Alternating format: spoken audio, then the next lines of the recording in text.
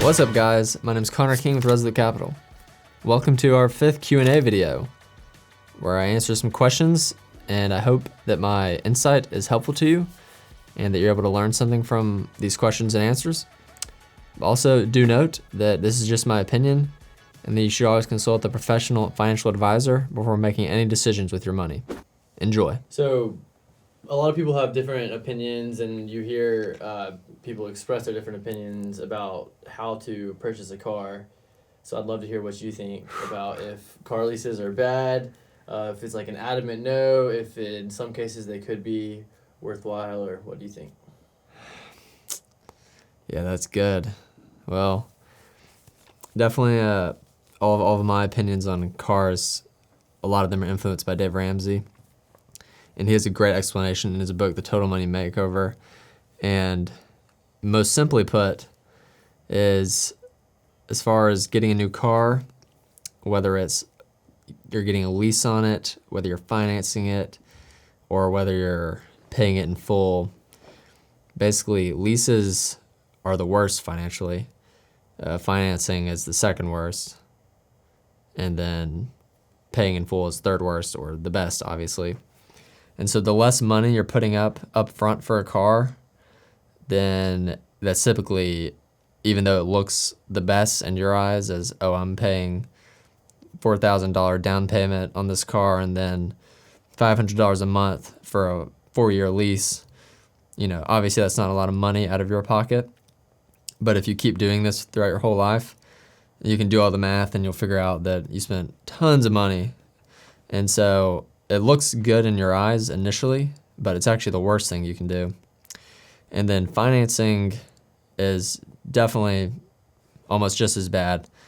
If you do all the math on that, then, even though you're only paying a few $100s, several $100s a month, and that you're able to still have a lot of cash and spread your payments out over 5 years, initially while it looks pretty good that you'll be able to hoard so much cash and not give it all away up front, it's much wiser just to pay it in full if you can, or either get a cheaper car, because something that happens a lot in financing a car is you start financing it, and then you get a brand new car, finance it, and then a year, 2 years later, you realize, oh, I can't make the payments on this car. I bought too expensive of a car.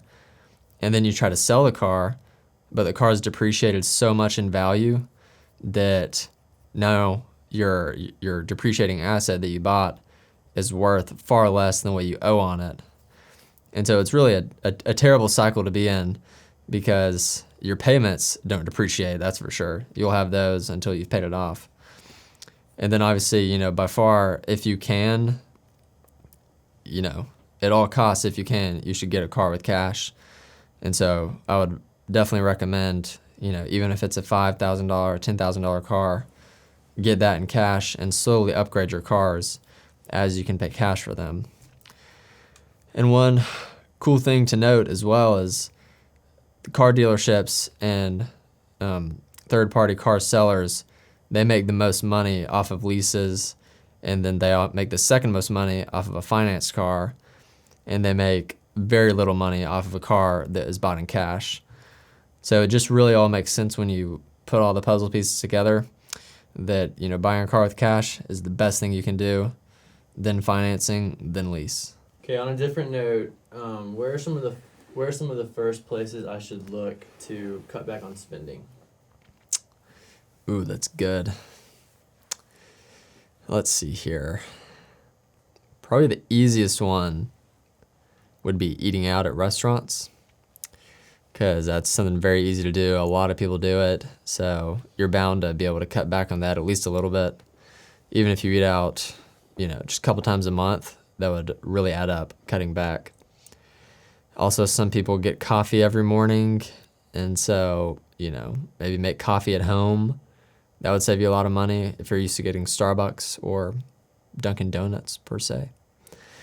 And probably some bigger ways that you could cut back on your spending. I know these aren't easy at all, but whatever your car payment is or your house payment, even if you just downgrade a little on those, that could save you a few $100s a month on your mortgage or your car payment, which would be huge. Or you could try and just aggressively pay one of those off, and then that would save you big expenses per month. But I know those aren't easy at all. Those are more mountains to climb than just easy things to cut back on spending.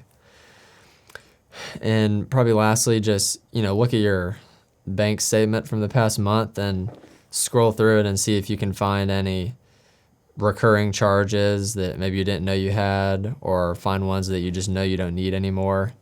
Even if it's, $9.99 a month for some web service, if you're not using it, then you could easily cancel that, and that would save you a good bit of money per month. So that would be my initial advice. Alright guys, I hope this video was helpful to you and that you might have even learned something or had some good takeaways. And if you have any future questions for us to answer, please leave them down in the comments below and we'll answer them in our next video. See you next time.